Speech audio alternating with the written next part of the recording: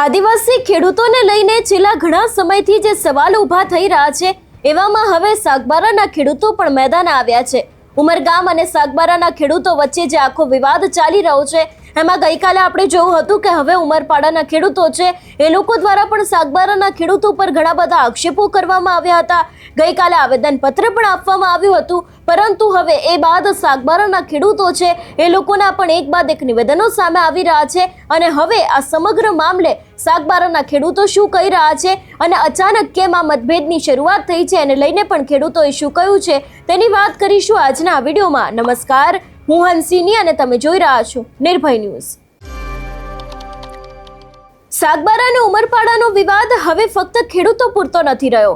એક બાદ એક રાજકીય નેતાઓ મેદાન આવ્યા, એ પછી ભારતીય જનતા પાર્ટીના હોય કે કોંગ્રેસના હોય, અત્યાર સુધી આપણે જોતા આવ્યા છે કે ત્રણેય પક્ષોના લોકો દ્વારા આજ ખેડૂતોના મુદ્દે ઘણી બધી વાતો કરવામાં આવી છે।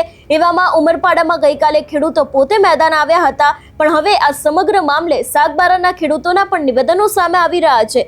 જંગલ જમીન ખેડાણ મુદ્દે ચાલી રહેલા ધરણા પ્રદર્શન વચ્ચે હવે સાગબારા તાલુકાના ખેડૂતોમાં ફરી રોષ જોવા મળી રહ્યો છે। ખેડૂતોના જણાવ્યા મુજબ શરૂઆતમાં સાગબારા અને ઉમરપાડા તાલુકાના અસરગ્રસ્ત ખેડૂતો તથા આગેવાનો એક સાથે મળીને જંગલ જમીન ખેડાણના મુદ્દે આગળ આવ્યા હતા, પરંતુ હવે આ જ મુદ્દે ઉમરપાડા તાલુકાના કેટલાક ખેડૂતો અને આગેવાનો દ્વારા અલગ વલણ અપનાવવામાં આવી રહ્યું હોવાનો આક્ષેપ સાગબારા તાલુકાના ખેડૂતો દ્વારા કરવામાં આવી રહ્યો છે, જેને લઈને ખેડૂતોમાં સવાલ ઉઠી રહ્યો છે કે શરૂઆતમાં જ્યારે સૌ કોઈ એક હતા તો હવે મતભેદ કેમ ઊભા થઈ રહ્યા છે। વધુમાં આ વિષયને લઈને આક્ષેપ કરતા જે સાગબારાના આદિવાસી ખેડૂત જેમના દ્વારા શું કહેવામાં આવ્યું છે તે સાંભળીએ। હાલમાં ઉમરપાડાના જે ભાઈઓ છે એ લોકોની જમીન ઉપર અમે ઊભા રહ્યા છે। અમે વર્ષોથી બાપદાદાની જે જમીન અમે કરતા આવ્યા છે અને હાલની પરિસ્થિતિ એવી છે કે ઉમરપાડાના અમુક ભાઈઓ છે એ ભાઈઓ જ્યારે જમીન કરી છે એ લોકોને વાવણી થઈ ગઈ છે। અમુક ભાઈ એવા છે કે જે અમે સહિયારી ખેતી કરતા હતા, જે તે સમયે 2007માં અમે સાથે સહિયારા થઈને અમે જમીન અમારી પોતાની જમીન કરતા હતા। જ્યારે એ લોકો ઉમરપાડાના જે દેવરૂપણ છે, ઉમરદા છે, વડગામ છે, જેટલા બી અહીંયાના સ્થાનિક આપણે નવી વસતના ભાઈઓ છે એ બધા અમે સહિયારી ખેતી કરતા હતા। એ સમયે જે લોકો સંગઠનિક બનીને અમે સહિયારી ખેતી કરતા હતા ત્યારે અમને જે ભાઈઓ સહકાર આપતા હતા અમે પણ ત્યાં જતા, એ લોકો પણ અહીંયા આવતા।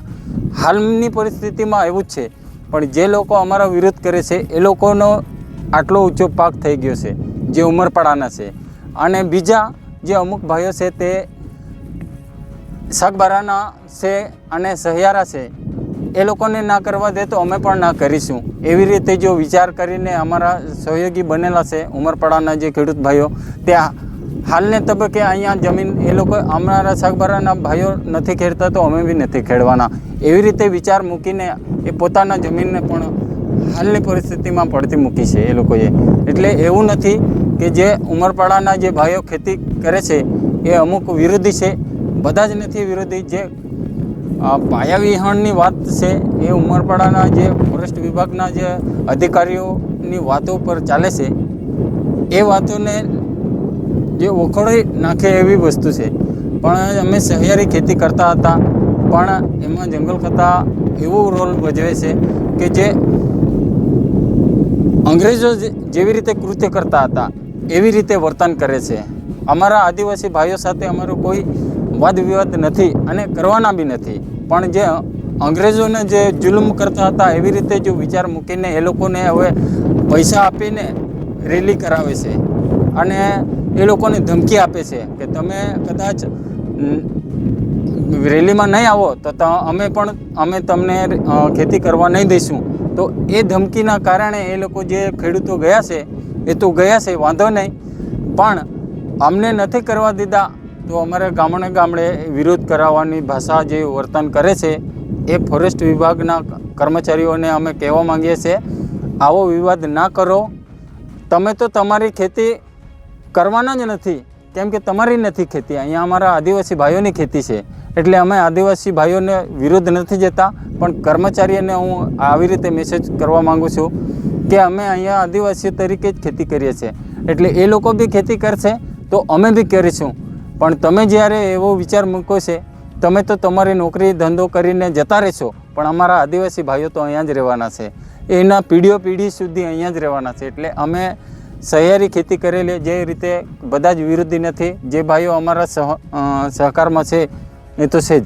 2007માં જ્યારે બનાવ બનેલો ત્યારે અમે સહિયારા થઈને એક આંદોલન કરેલું, સુરતમાં બી મહારેલી કરેલી, અને એ રેલીમાં બી અમે સાગબારાના, ઉમરપાડાના એવી રીતે અમારું નહીં હતું. અમે મહારાષ્ટ્ર, મધ્યપ્રદેશ, ગુજરાત, હરિયાણા, કર્ણાટક બધા જ વિવિધ રાજ્યના આદિવાસી ભાઈઓ અમે ધરણા પર બેઠા સુરતમાં, ત્યારે અમે બધા સહિયારા હતા.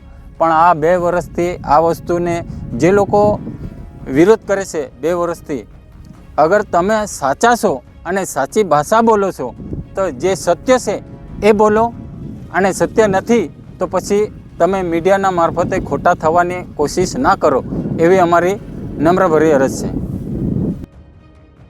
એટલે અત્યારે હાલ એક તરફ જ્યારે આખી આ ચર્ચાઓ ચાલી રહી છે, એવામાં ખેડૂતોનું કહેવું છે કે આ પ્રશ્ન માત્ર કોઈ એક વ્યક્તિ કે એક વિસ્તાર પૂરતો મર્યાદિત નથી. લાંબા સમયથી જમીન અને રોજગારના પ્રશ્નને લઈને સંઘર્ષ કરી રહેલા અનેક પરિવારો સાથે આ મુદ્દો જોડાયેલો છે.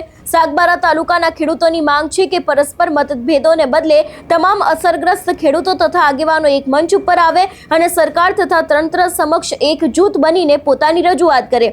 હાલ જંગલ જમીન ખેડાણ મુદ્દે ધરણા પ્રદર્શન ચાલી રહ્યું છે, ત્યારે ખેડૂતો વચ્ચે ઊભા થયેલા આ મતભેદ અત્યારે હાલ ચર્ચાનો વિષય બન્યા છે.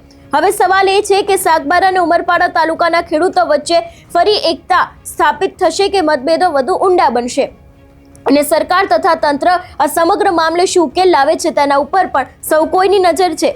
ખેડૂતનો સીધો સવાલ, શરૂઆતમાં જ્યારે સૌ સાથે મળીને ખેડાણ કર્યું તો આજે મતભેદ કેમ? ખેડૂતોના હિતમાં ફરી એક વખત એકતા ક્યારે આવશે?